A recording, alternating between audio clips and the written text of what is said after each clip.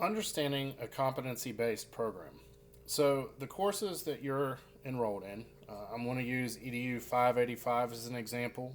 The same thing goes for EDU614, are part of a competency-based program. And what that means is that for each one of these courses, they are built around three specific competencies. And I'm looking at the rubric for Project 1 right now in 585, and inside the rubric, the first criteria is listed out, and then at the bottom it tells what competency it's attached to. So there's three competencies. Sometimes you're going to have a project where you only address one competency, and other times you're going to have a project where you may address two or three competencies within that project. But when you submit your work, we use a similar rubric like you're seeing to score your project.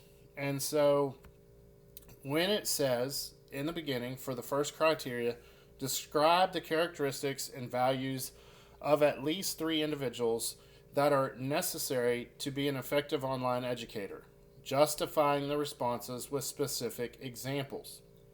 So let's talk about that. There are two pieces to that criteria in the rubric. The first is that you have to describe the characteristics and values. If you do that and you do an awesome job, great job, very detailed and specific, but you don't address the second piece, which says justifying the response with specific examples, if you don't provide specific examples to go along with it and tie them into your project, it's not like your traditional rubric. This item, for instance, may be worth 10 points. So it is a all or nothing type concept.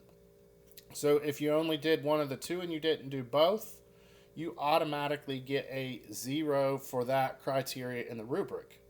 But the thing is, with this being a competency-based program, you got to understand too that once you receive that grade, that doesn't mean that that's going to be your final grade.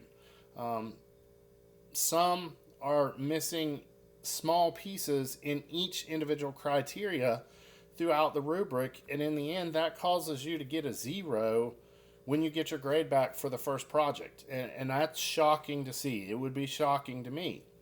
But that's the way that things are set up that we have to grade. So if you look at your feedback and you see a lot of comments that say, you know, you're really close, but, and then you have detailed explanation of what you need to do to fix it, all you need to do is touch on those additional pieces.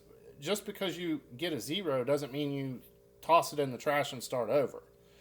You're probably close on a lot of things, and I explain that to you in the scoring when you get your feedback back.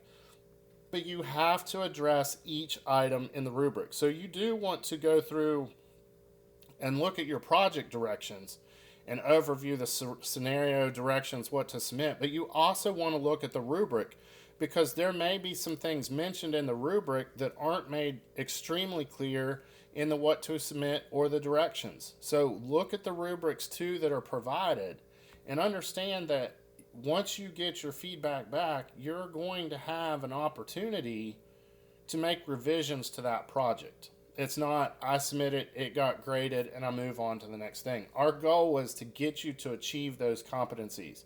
And so it's a working relationship where we work back and forth using those comment areas and the feedback to help you improve your project. Now, with that being said, you want to make sure that you are following all this and looking at all this before you submit your project the first time.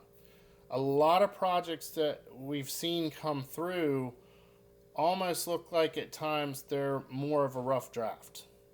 And so we want to make sure that you are looking at all the information you need to look at before you're putting together and submitting your project. That way you're going to have the best achieved score when you're all finished. So I hope this helps explain the competency-based piece a little bit more.